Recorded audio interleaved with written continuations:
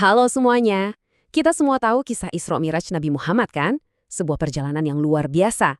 Tapi, pernahkah Anda dengar di balik peristiwa agung itu ada sebuah misteri? Sebuah pertemuan di langit yang menyimpan pesan rahasia? Penasaran? Yuk kita bedah bareng-bareng. Nah, ini dia nih yang bikin penasaran. Bayangin deh, dalam perjalanan suci itu, Nabi Muhammad ketemu sama seorang nabi lain yang unik banget. Nabi ini udah pernah ke langit dan menolak buat pulang. Bahkan dia sempat berdebat sama malaikat maut dan menang. Siapa dia dan gimana ceritanya dia bisa melakukan itu? Oke, kita cari jawabannya. Oke, jadi kita tahu ya, selama Miraj, Rasulullah itu bertemu dengan banyak nabi di setiap lapisan langit. Tiap pertemuan itu punya arti dan hikmahnya sendiri. Tapi, ada satu pertemuan yang benar-benar beda, yang paling menonjol, dan inilah yang jadi fokus kita hari ini. Dan pertemuan spesial ini, menurut riwayat yang sahih, terjadi di mana? Di langit keempat. Nah, tolong diingat baik-baik ya, langit keempat. Angka ini bukan kebetulan, ini bakal jadi kunci buat mecahin teka-teki kita nanti. Jadi, siapa sih Nabi Idris ini? Kenapa beliau begitu istimewa? Well, beliau itu bukan nabi biasa loh. Beliau itu semacam inovator ulung pada zamannya. Seorang pionir sejati yang membawa banyak hal pertama untuk peradaban manusia.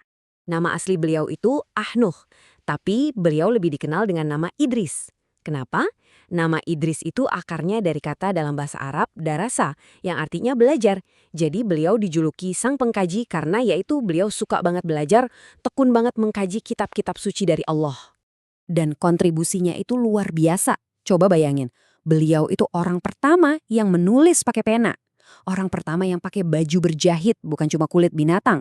Bahkan, beliau yang pertama kali menggunakan pedang untuk membela kebenaran. Keren banget kan? Beliau ini benar-benar arsitek peradaban. Oke, siap-siap ya. Sekarang kita masuk ke bagian paling wow dari kisah hidupnya. Bagian yang paling dramatis, pertemuannya dengan sang malaikat maut. Jadi gini ceritanya. Ibadah Nabi Idris tuh saking luar biasanya, sampai-sampai pahala ibadah beliau dalam satu hari itu setara dengan pahala ibadah seluruh manusia di bumi pada zaman itu. Kebayang nggak? Saking dahsyatnya, malaikat maut sendiri jadi penasaran. Akhirnya beliau minta izin sama Allah buat mengunjungi Nabi Idris, tapi menyamar jadi manusia biasa. Nah, setelah kenalan dan tahu kalau tamunya ini adalah malaikat maut, Nabi Idris nggak takut. Malah, beliau mengajukan 3 permintaan yang jujur aja nekat banget. Pertama, aku mau merasakan gimana rasanya kematian. Kedua, tunjukkan aku neraka. Dan yang ketiga, aku mau lihat surga. Wow, berani banget kan? Dan inilah puncaknya, 3 permintaan dikabulkan. Setelah merasakan kematian dan melihat neraka, akhirnya Nabi Idris diizinkan masuk surga. Tapi pas udah di dalam, beliau pegangan erat di sebatang pohon dan bilang, aku nggak mau keluar. Malaikat maut kaget dong. Loh, kok nggak mau keluar? Disinilah kecerdasan Nabi Idris bermain. Beliau nggak pakai argumen biasa, beliau pakai firman Allah sendiri. Waktu malaikat maut mengingatkan setiap jiwa akan merasakan kematian, beliau jawab, aku sudah. Saat diingatkan semua orang akan mendatangi neraka, beliau balas, aku sudah. Dan akhirnya beliau mengutip ayat yang menyatakan bahwa penghuni surga takkan pernah dikeluarkan.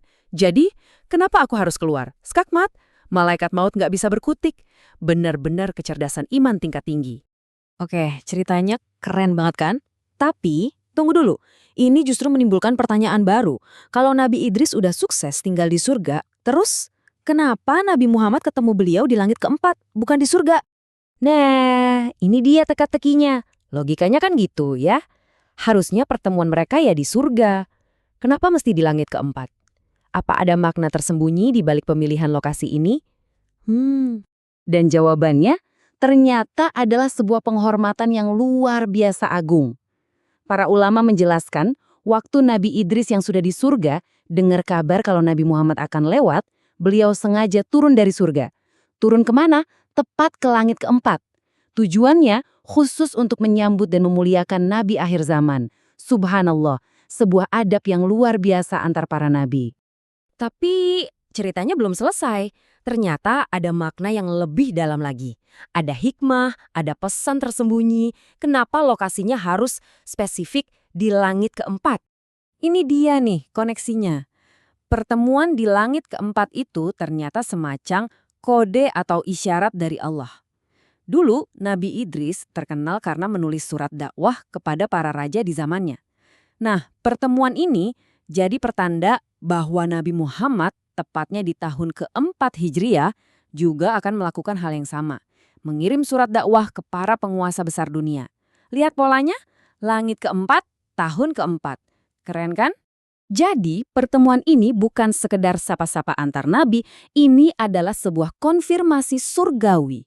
Penegasan dari langit bahwa misi dakwah global Nabi Muhammad itu benar dan merupakan kelanjutan dari perjuangan para nabi terdahulu seperti Nabi Idris. Kisah ini benar-benar membuka mata ya. Jadi, pertanyaan terakhir buat kita semua, jangan-jangan berapa banyak sih peristiwa besar dalam sejarah, bahkan dalam hidup kita sendiri, yang sebenarnya menyimpan pesan-pesan tersembunyi, yang cuma menunggu kita untuk mencoba menghubungkan titik-titiknya?